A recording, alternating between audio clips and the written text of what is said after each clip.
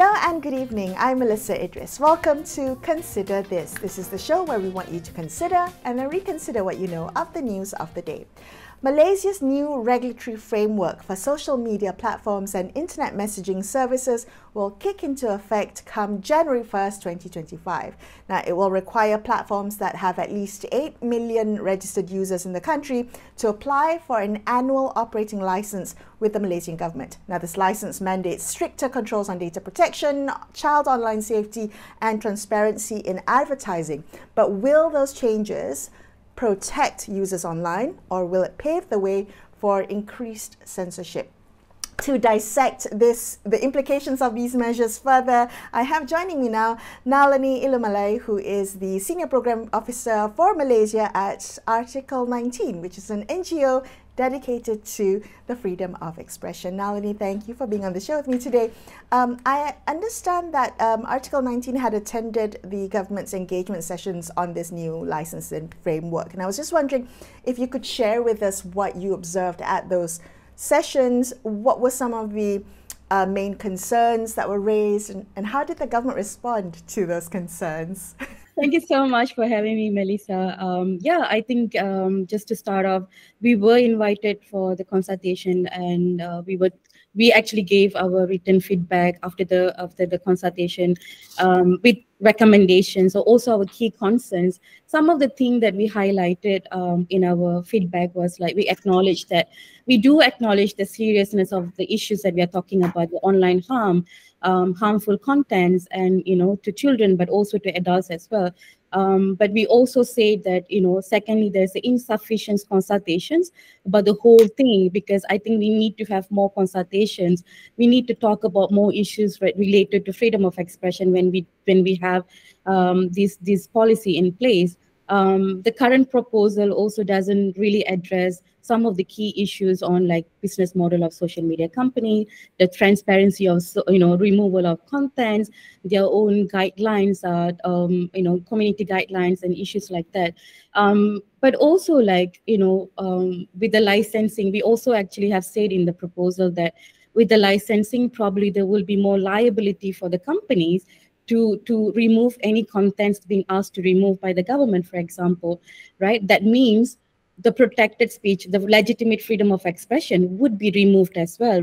That probably include critical of government, critical of public figures, ministers, public institutions as well. So we actually share all this, but we also share our main concerns is also two things, right? Like how the CMA has been misused all this year, and especially Section 211 and 233 of CMA, which related to content moderation. We have a lot of issues with that because it's not in line with international standards of freedom of expression at all.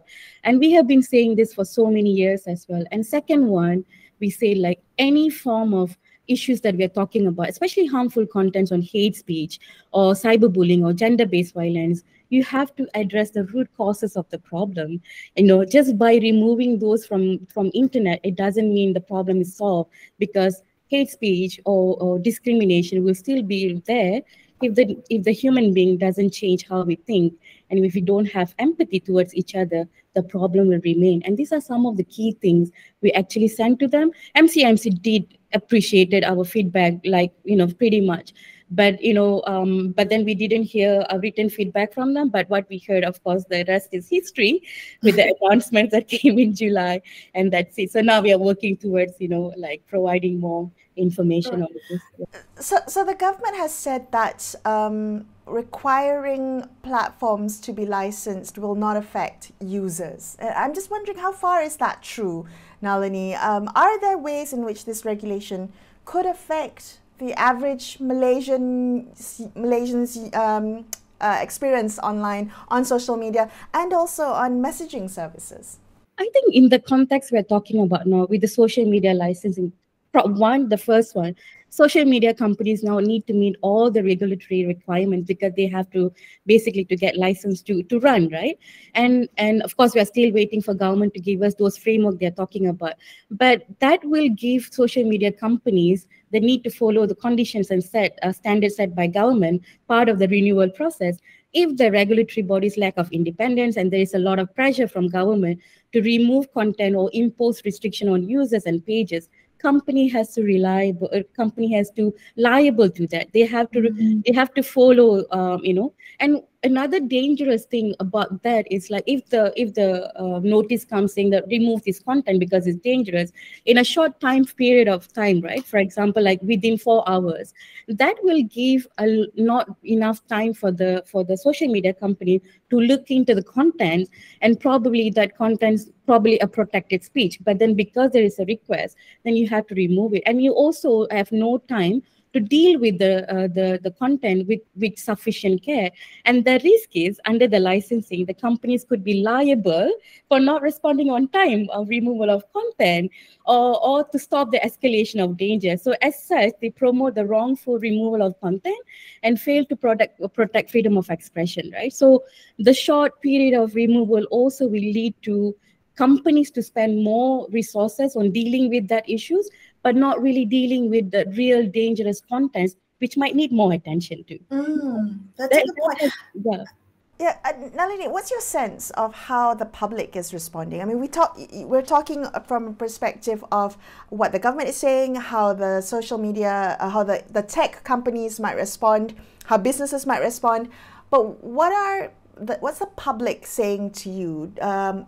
Activists are concerned, but is the public happy with this trade-off of their free speech versus the licensing of a social media platform that they might use? Yeah, I think people have. I came across very mixed kind of feedback. I think we all realize, we all acknowledge, and we all understand the social media companies have responsibility to make sure that the space that they created online it's not harmful to anyone, right? They also have a responsibility to that, and I think people understand. But then putting too much of responsibility for them to dictate what should be there on the social media platform, what content shouldn't be there. It's not their only responsibility. You know what I mean? So, and they probably become the arbitrator of like what content should be there, what content shouldn't be there, and that will be problem for our own democracy, right? Like public debates and everything. So the moment they say like, oh, this discussion is taking place and it might be danger, it's not, or it's a critical of government, they might remove it. Without any transparency process into it, right? So that is a danger as well. But I do understand the concerns from public that, or maybe we need the regulations, some sort of regulations. And what we are talking about, the regulations that we are talking about, it has to be transparent. It has to have based on human rights principles. It has to be transparent. It has to be accountable, and we must make sure that we can distinguish between what is harmful content and what is protected speech, right? The problem that we have now, even under the CMA, we have gaps in identifying what is real expression of legitimate freedom of expression and what is harmful content. And we have seen that in the practices. Human rights defenders has been called for investigation, filmmakers has been called for investigation, people has been charged because of their freedom of expression. So this is the current context we are talking about. So we are talking about in the situation where it is very repressive already. So if you expect us to this whole thing to protect our freedom of expression, I don't believe so. That's what I think. Yeah. Yeah, historically, the track record has not been great. But the Prime Minister, so Anwar Ibrahim, has said that this licensing scheme will not be used to stifle free speech. He's come on record to say that. But you're clearly worried. So what safeguards, Nalini, would you like to see, do you think needs to be in place to prevent the misuse, the abuse of these regulations to stifle dissent? I think the first thing is like the call from civil society always been to repeal the Section 211 and 233 of CMA, and we need to have a proper, we need to distinguish between freedom of expression and harmful content according to international standards. So one of the way that we've been proposing to government is like to use the Rabat Plan of Action UN framework, which actually provide guidance for state and law enforcement officials, also to court and prosecution, how to understand, it called 6-part test. It's basically, speaker, intent, content of form of speech, extension of speech, and likelihood of causing harm, So you have to have this 6-part test to basically to identify whether this is harmful content or freedom of expression. So this framework will be very helpful to those government and also regulatory bodies to understand what is hateful content and what is not. So that is something that we are proposing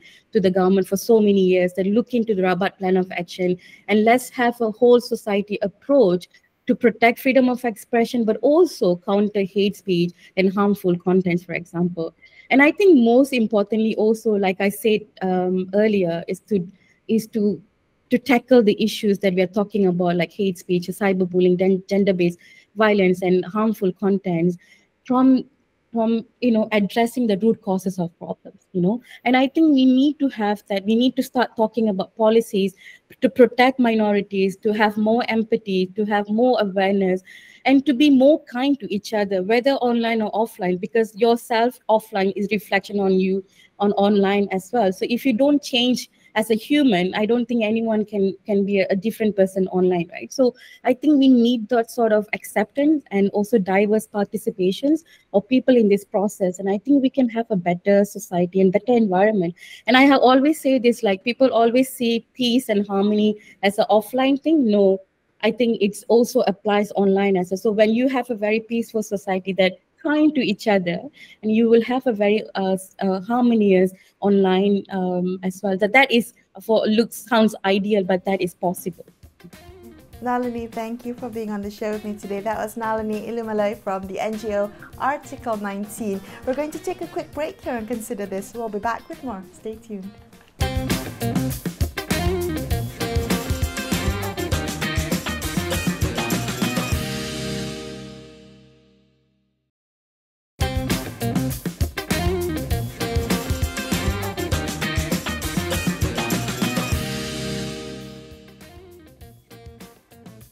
Hi, welcome back to Consider This. I'm Melissa Idris. Let's continue our discussion about the government's new regulation that requires social media platforms and internet messaging services that have more than 8 million users in the country to apply for an annual operating license with the Malaysian government. Joining us now on the show is Harris Zol, who's a Deputy Director of Research at ISIS Malaysia, where his areas of interest focus on policy responses to mis- and disinformation and social media platform governance. Harris, thank you so much for being on the show with me today. Now, as we understand it, to get a license to operate in Malaysia, these social media platforms and these chat services will have to do certain things. They have to restrict users for under 13. They have to address cyberbullying, online scams, sexual grooming, and also manage deepfakes and harmful AI-generated content.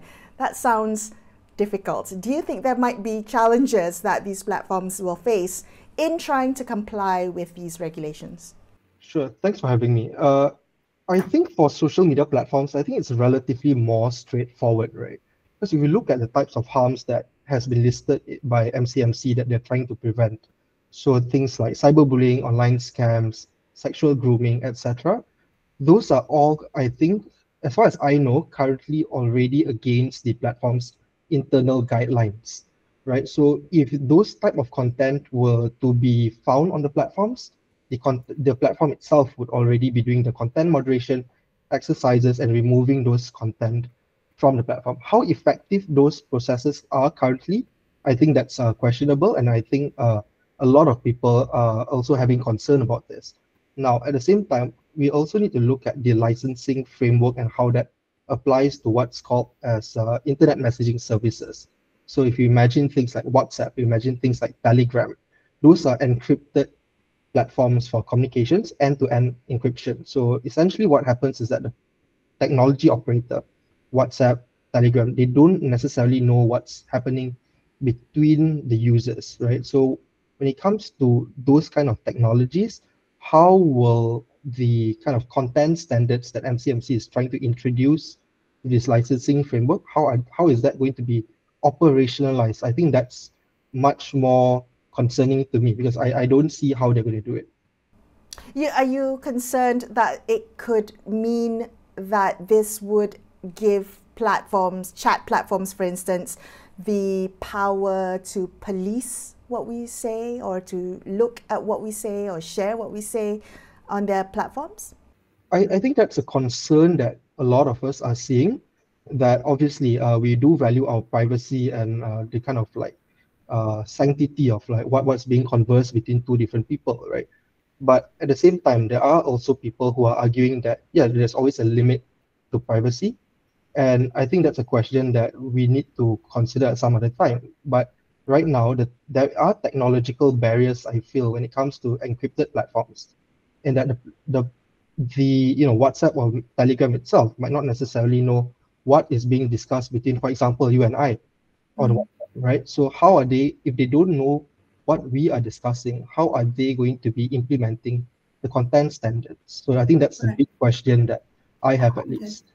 So given that there could be challenges for these platforms to comply with these licensing regulations, are you concerned that we might see the end of some of these platforms?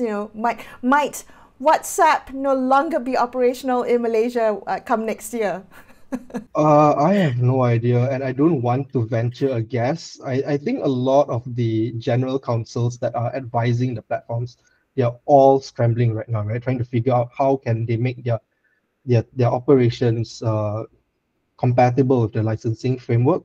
But yeah, I think based on what MCMC has said so far, it's either if you have 8 million users in Malaysia and above, you need to license. If you don't license, there's a fine of up to 500,000 ringgit and 1,000 ringgit fine for each subsequent day. So perhaps maybe they'll build that into their business operations. I don't know.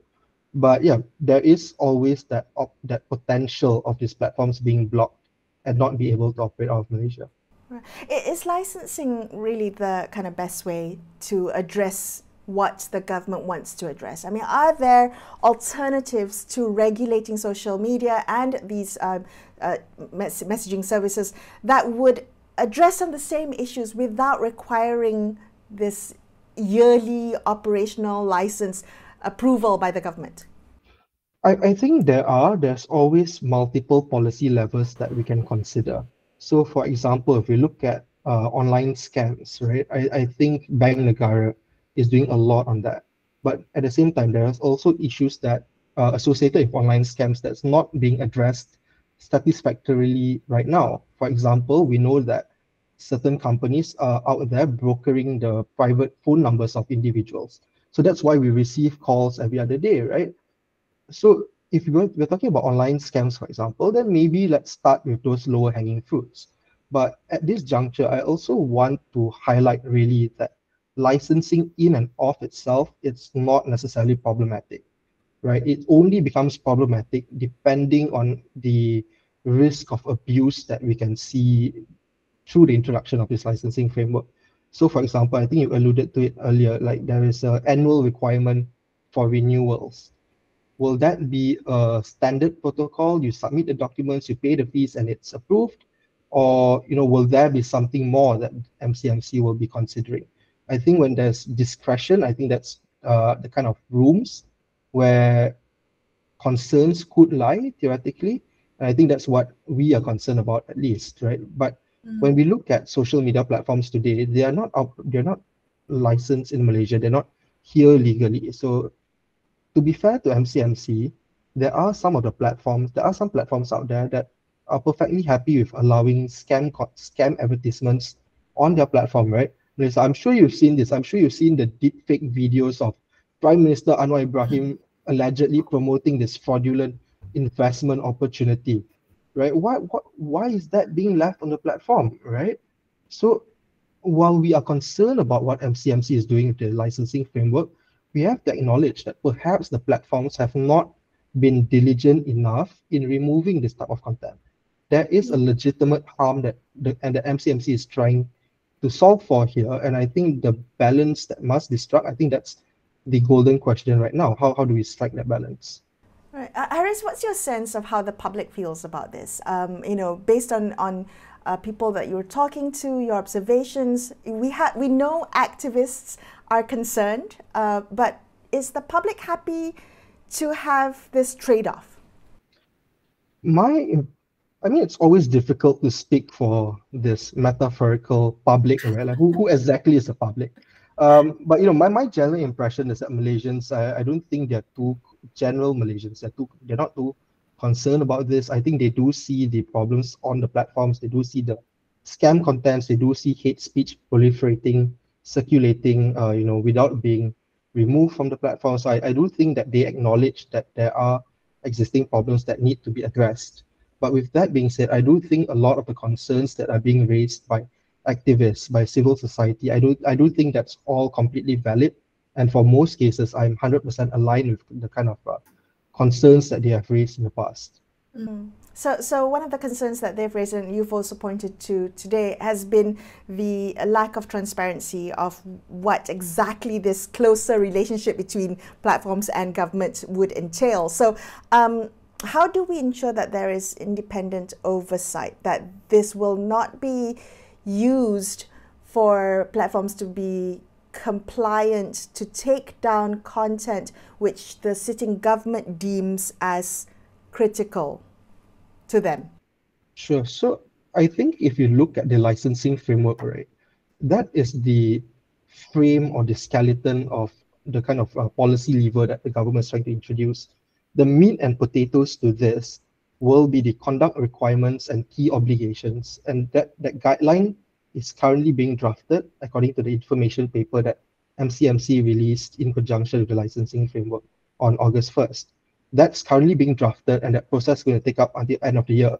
Now, MCMC has promised that this is going to be a consultative process, right, to fill up essentially what are the kind of like required conducts for the platforms to undertake in order to be compliant with the licensing regime. Now, I think that's where a lot of the concerns that we have currently can be addressed. So, for example, if we're talking about hate speech, let's define it in a way that removes the worst types of hate speech while leaving types of speech that are not necessarily illegal, right? So there's always a fine balance to strike when it comes to matters associated with free speech, right? Just because we are disagreeable to a certain type of messaging doesn't mean that it should be removed, right? We do have the right to free speech, but at the same time, we don't have the right to not be offended, right? Just because we're offended doesn't mean we should remove it. So I think when it comes to that striking that balance, right, what we really need right now is to have clarity on the conduct requirements and key obligations that will be imposed on the service providers. And that is a process that's coming up over the next couple of months. Right. Can I ask you, so you pointed to very pertinent points of whether or not the internet messaging services will be able to comply given the kind of technological challenges they may face. What will you be watching out for, Harris, in the months leading up to when this kicks in January 1st, to see whether they will be able to? Will we only know come January 1st whether WhatsApp and Telegram and Facebook Messenger will still be able to be operational in Malaysia? Or I think if we were to wait until January 1st to answer that question, I think it'd be too late, right? Because January 1st is when it comes into force. So I'm sure there's a grace period for the platforms to apply for the license and everything, but I do think that's going to be quite late. I think the onus currently is on MCMC to explain exactly what, they want to regulate internet messaging services, WhatsApp, Telegram, etc. That's fine because there are problematic content on those messaging applications. Let's get that very clear.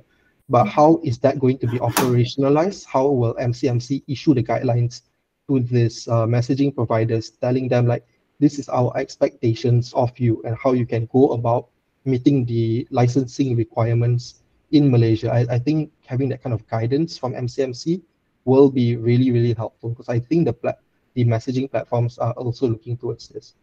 Yeah. All right. Thank you so much, Harris, for sharing your insights with us. Harris Zol from ISIS Malaysia. They're wrapping up this episode of Consider This.